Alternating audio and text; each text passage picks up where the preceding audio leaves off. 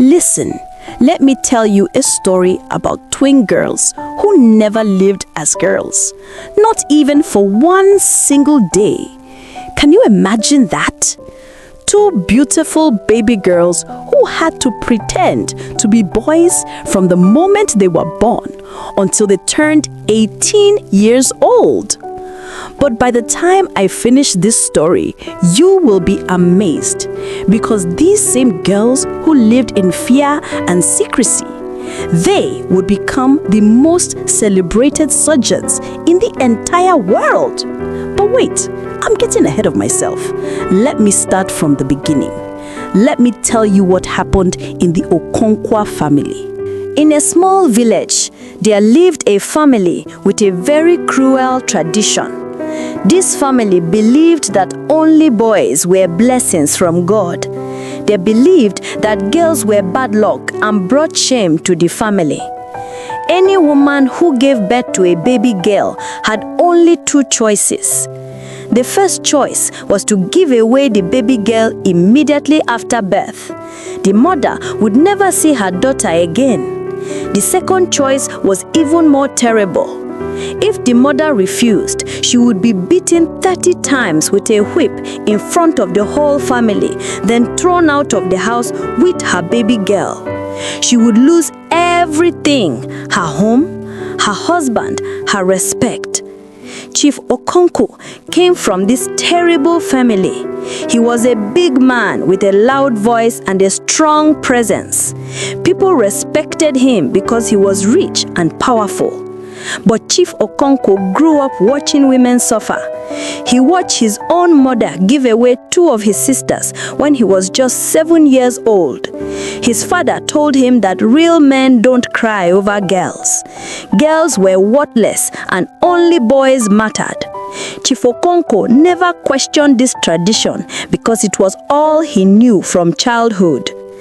His older brother, Uncle Emeka, suffered the most from this wicked tradition. Uncle Emeka was now 64 years old, bent and gray with sad eyes. He had been married twice, hoping for sons. His first wife, Ngozi, gave birth to 2 baby girls. Uncle Emeka gave both babies away. Ngozi became so heartbroken that she stopped eating and died 3 years later from grief. His second wife, Amara, gave birth to twin girls and then another girl. Uncle Emeka gave all 3 babies away. Amara ran away one night and never came back. Now, Uncle Emeka was old with no children at all. He had given away 4 daughters and now he had nobody. He lived alone in his big house with 7 empty bedrooms. At night, he would cry and wonder where his daughters were, but he would never admit the tradition was wrong. Ada-eze was Chief Okonkwo's wife, a kind and gentle woman who lived in fear every day. After 3 years of marriage, she finally got pregnant. Everyone was happy, especially Chief Okonkwo, who threw a party and told everyone his son was coming. But Ada-eze prayed every night, "God, please give me boys. I cannot lose my children." When Ada-eze was 9 months pregnant, she went into labor at 2 a.m. Chief Okonkwo was away on business. Only her younger sister, Chioma, a nurse, was with her. After 30 minutes of labor, the first baby came out. Chioma's heart dropped. It was a girl. Before she could speak, Ada-eze started having more contractions. 10 minutes later, a second baby came out, another girl. Ada-eze had given birth to twin girls. Chioma looked at her weak sister and the 2 crying babies. She knew what would happen when Chief Okonkwo found out. Then an idea came to her, a crazy, dangerous, but necessary idea. "Sister, listen to me carefully. We will tell everyone you gave birth to twin boys. We will raise these girls as boys. Nobody will know the truth except you and me.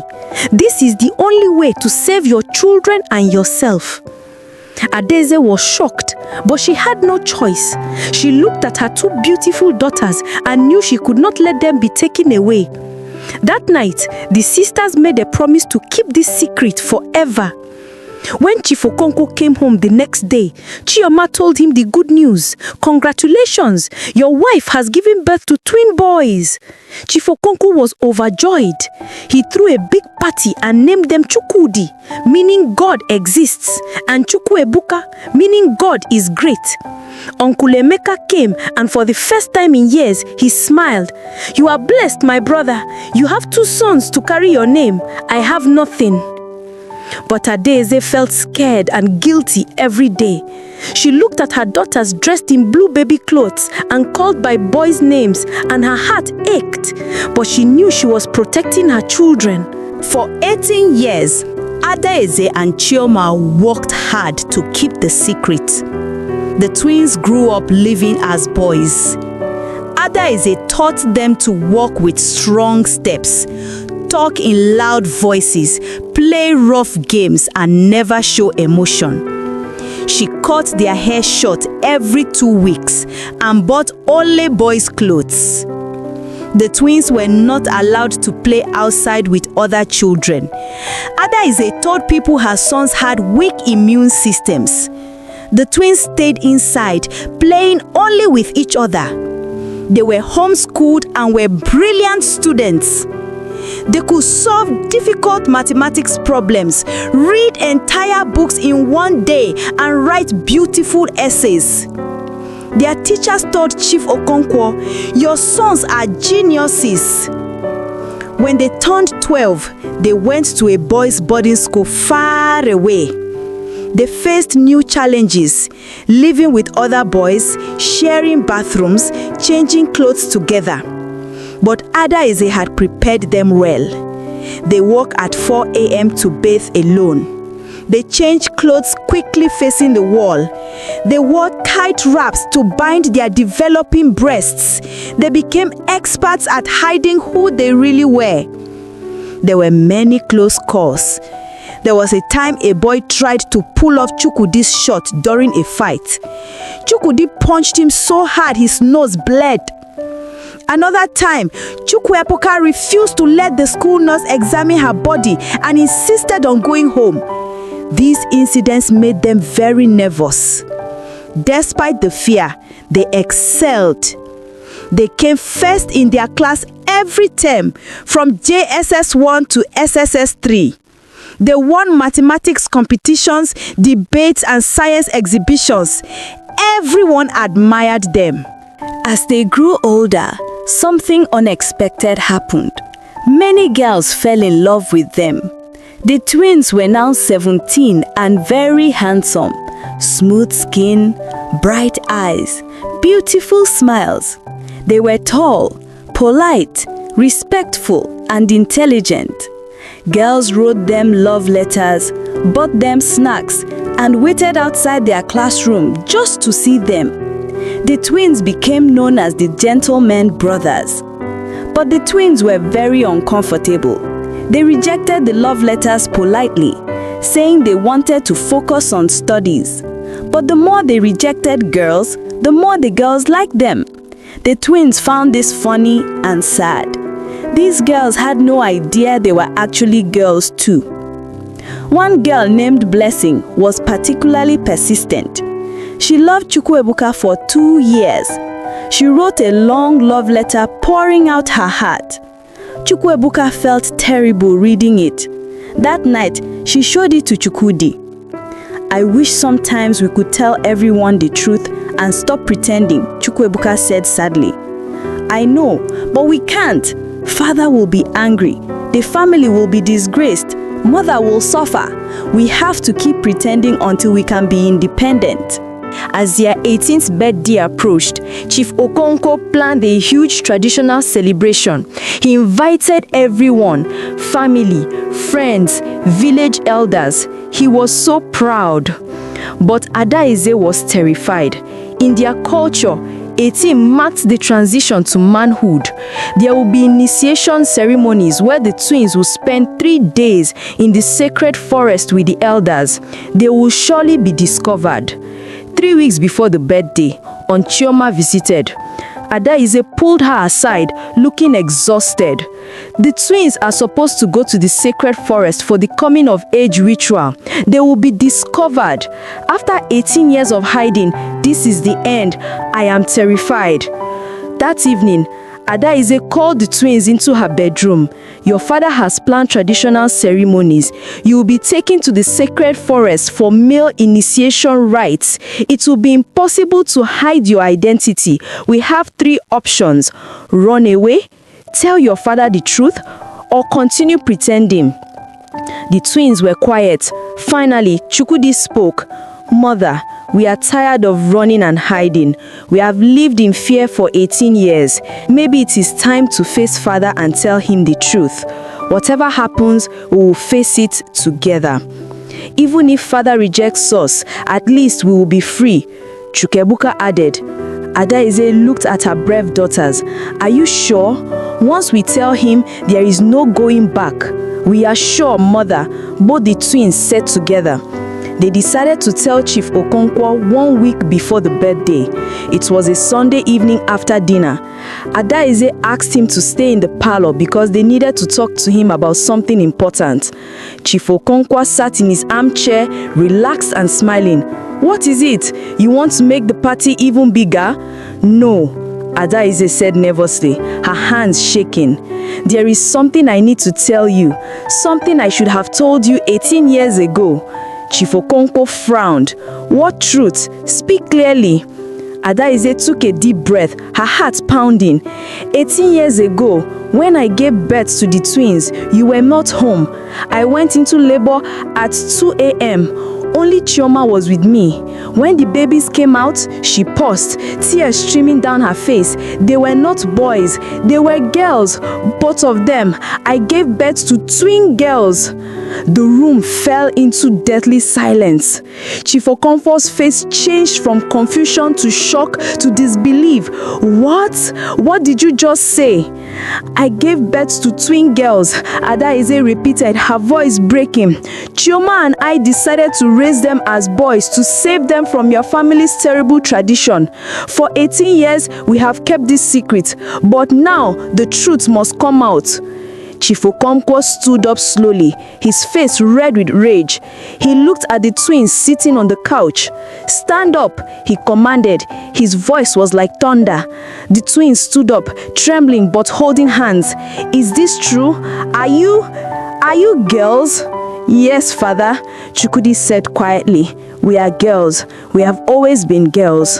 Chief Okonkwo staggered backward as if he had been punched. He looked at them again, squinting his eyes like he was seeing them for the first time. But you have short hair, you wear trousers, you play football, you even have deep voices. Chukwuebuka cleared her throat nervously. Father, we have been practicing the deep voice since we were 7 years old. Sometimes my throat hurts from talking like this all day. Chief Okonkwo sat down heavily on his chair, looking completely confused. So, all those times you said you wanted to grow a beard like me when you grew up, you were lying? Yes, father, we were lying, Chukwudi admitted. Even though both of them already have a fake beard that they used in school. The old man put his head in his hands. I even taught you how to tie a man's wrapper. I showed you how to walk with your chest out like a warrior. Oh God, what kind of foolishness is this? Chief Okonkwo looked at his wife with eyes full of betrayal and fury. You lied to me. For 18 years, you lied to me. You made me celebrate sons I never had. You made me tell everyone, made me proud, made me plan for a future that was all a lie. How could you do this to me? I did it to save our children, Ada-eze cried. I did it because your wicked tradition would have taken my babies away. I did it because I love them more than anything in this world. I would do it again 1,000 times. Chief Okonkwo was shaking with anger. "You have disgraced me. You have disgraced this family. Everyone will laugh at me. Everyone will say Chief Okonkwo was so foolish he could not even tell his own sons were girls." "We are sorry, Father," Chukwuebuka said, tears running down her face. "We never wanted to deceive you, but you had no choice. Your tradition is cruel and wicked. It destroys lives. Look at Uncle Emeka. He gave away 4 daughters and now he has nobody. Do you want that for yourself?" Chief Okonkwo pointed his finger at them. "Get out of my sight. All of you. I don't want to see your faces. You are no longer part of this family." "Please, husband," Ada-eze started, but Chief Okonkwo roared, "Get out!" That night, Ada-eze, the twins, and Aunt Chioma packed their bags and left the house. They had nowhere to go, so they went to Chioma's small apartment in the city. As they drove away, the twins looked back at the only home they had ever known, wondering if they would ever return. 3 days after they left, something unexpected happened. Uncle Emeka came to Chioma's apartment. He knocked on the door late at night.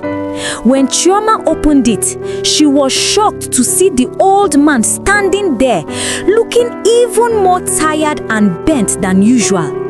"Please," Uncle Emeka said quietly, "I need to talk to them, to Ada-eze and the girls." They let him in. Everyone sat in the small living room in awkward silence. Finally, Uncle Emeka spoke. "I heard what happened. My brother told the whole family. He is very angry and very hot. But his voice broke. I came here to tell you something, to tell you all that I am sorry." Everyone looked at him in surprise. Uncle Emeka continued, tears streaming down his wrinkled face. "For 64 years, I have followed a wicked tradition that destroyed my life. I gave away 4 beautiful daughters because I was told girls were worthless. I watched my first wife die from a broken heart. I watched my second wife run away in pain. And now, I am an old man with nobody, no children to call me father, no grandchildren to make me smile, no one to bring me water when I am thirsty, or to hold my hand when I am lonely." He looked at the twins.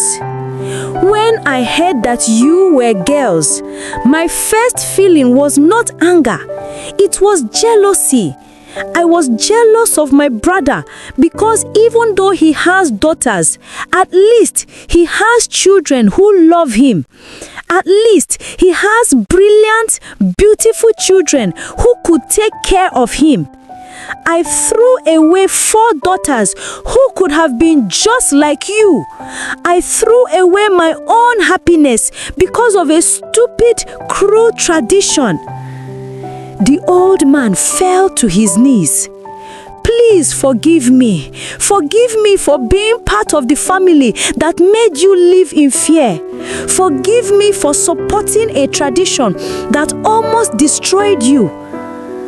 Ada-eze got up and helped the old man to his feet. "Uncle, it is not too late. You can change. You can tell the family that the tradition must end." Uncle Enea nodded. "Yes, I will try to talk to them. I will talk to my brother. Maybe he will not listen, but I must try. These girls, your daughters, they are brilliant and beautiful. Any father should be proud to have them. My brother is a fool if he cannot see that." For weeks, Chief Okonkwo refused to talk to anyone. He locked himself in his house, bitter and angry. The birthday celebration was cancelled. People in the village asked questions, but Chief Okonkwo told everyone his sons had traveled abroad. He could not bear to tell anyone the truth. Uncle Mecca visited him every day, trying to talk to him. "My brother, you are making a terrible mistake. You have 2 brilliant daughters who love you. Don't throw them away like I did. Don't end up like me, old and alone with regrets." But Chief Okonkwo would not listen. "Leave me alone. I have no daughters. They lied to me."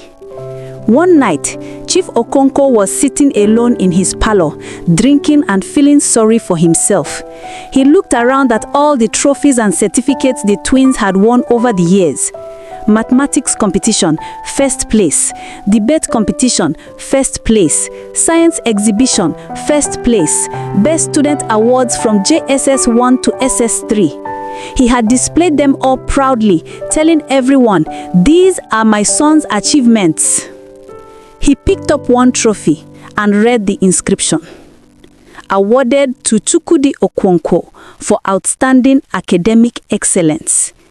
He remembered the day the twins came home with this trophy. He had been so proud. He had carried them on his shoulders and danced around the parlor. They had laughed and hugged him and called him the best father in the world. Suddenly, Chief Okonkwo broke down and cried. He cried for the first time since he was a little boy. He cried because he realized that for 18 years, those children had loved him, respected him, and made him proud. It did not matter that they were girls, they were his children, and he had thrown them out. The next morning, Chief Okonkwo went to Chioma's apartment. When Ada-eze opened the door and saw him, she was afraid. But Chief Okonkwo fell to his knees. "Please forgive me," he said. "I have been a fool. I have been a wicked, stupid fool." The twins came out and saw their father kneeling. They ran to him and hugged them, all 3 of them crying together. "I am sorry," Chief Okonkwo kept saying. "I am so sorry. You are my daughters and I am proud of you. I have always been proud of you. Please come home. Please forgive your foolish father." Chief Okonkwo called a family meeting and invited all the elders and family members. When everyone gathered, he stood up and told them the entire truth. 18 years ago, my wife gave birth to twin girls. We raised them as boys because of our wicked tradition. I just found out the truth and I was angry at first. But now, I realize that this tradition has destroyed our family for generations.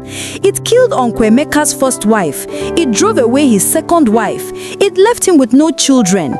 It almost made me lose my brilliant, beautiful daughters. The room erupted in shock and angry voices. Some family members shouted, "This is a disgrace. They have shamed us." One old man stood up, pointing his walking stick.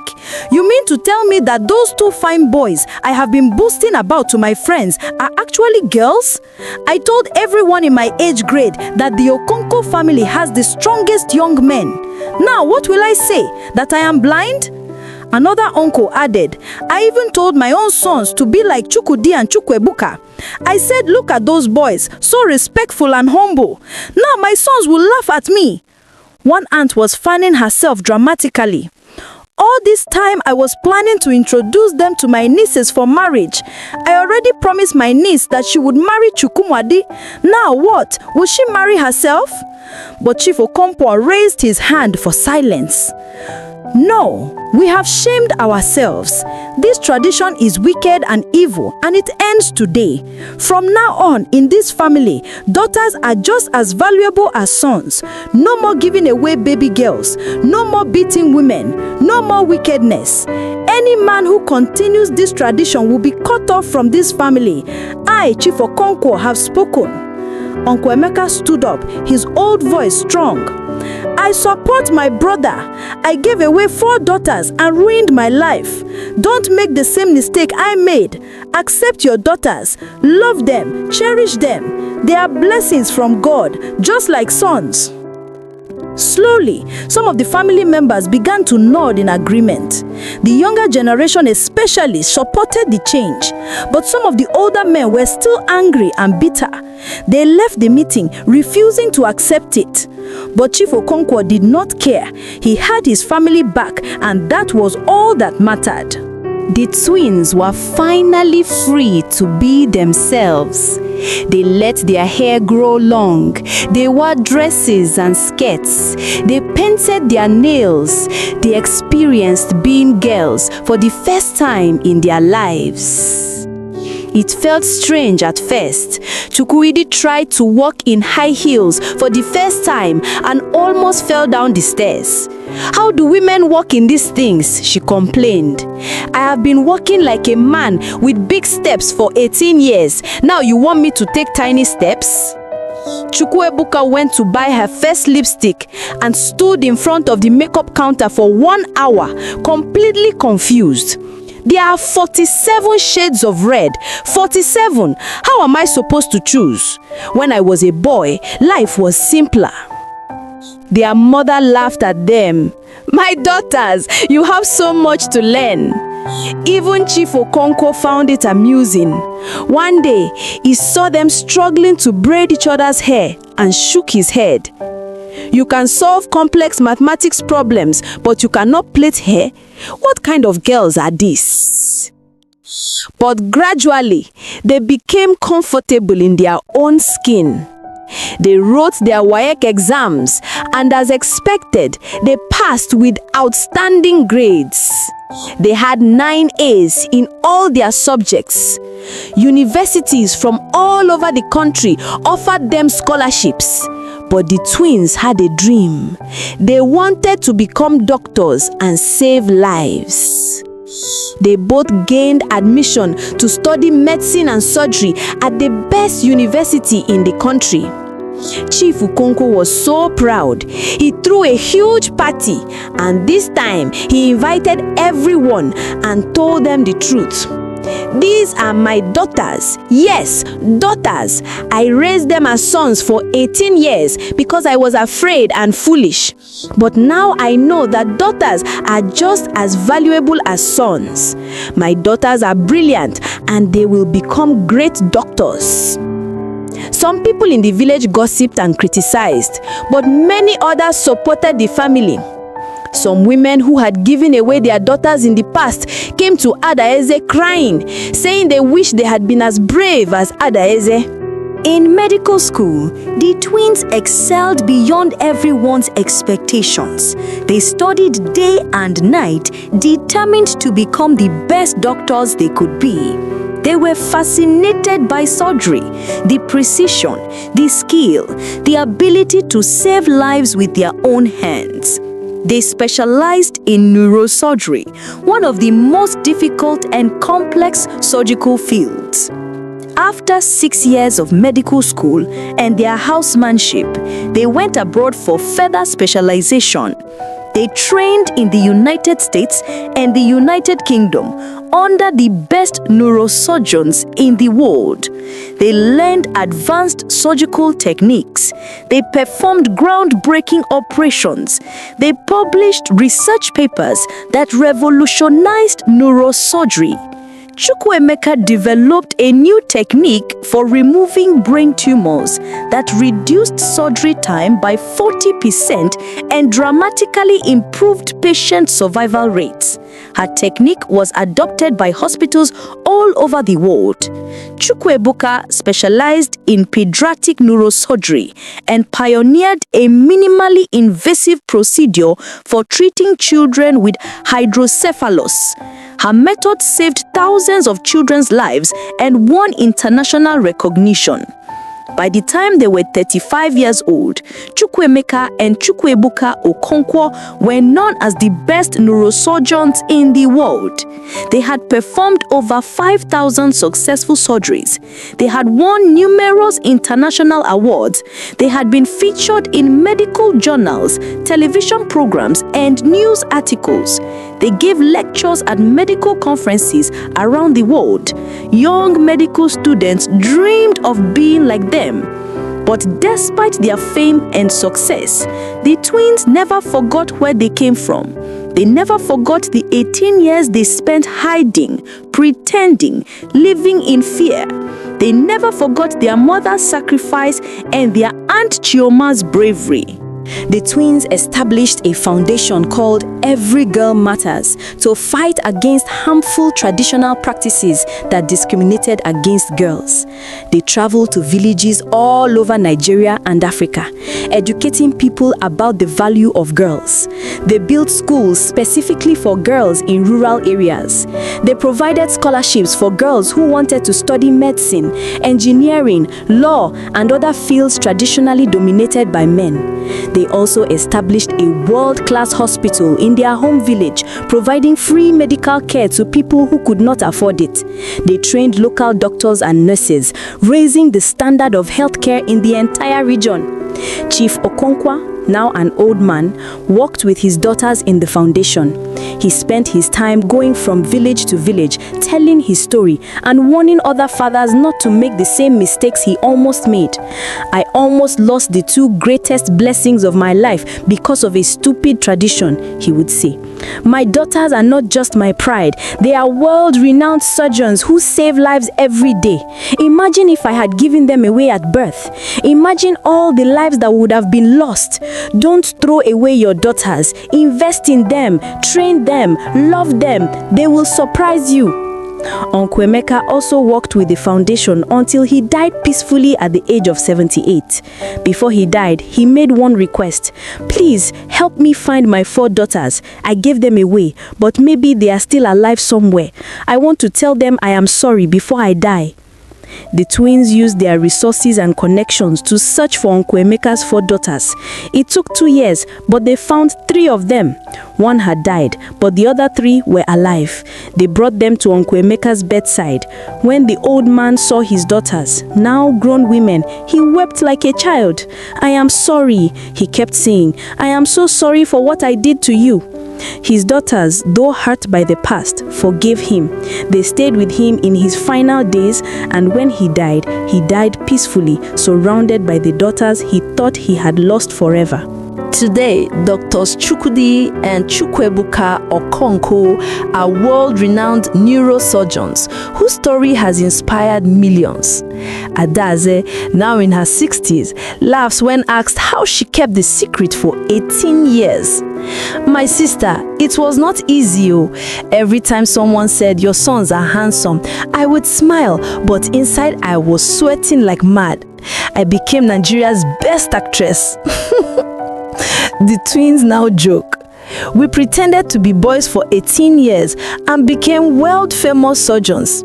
If you love this crazy story, subscribe now for more. And don't forget to subscribe to Folktale by T Vibes.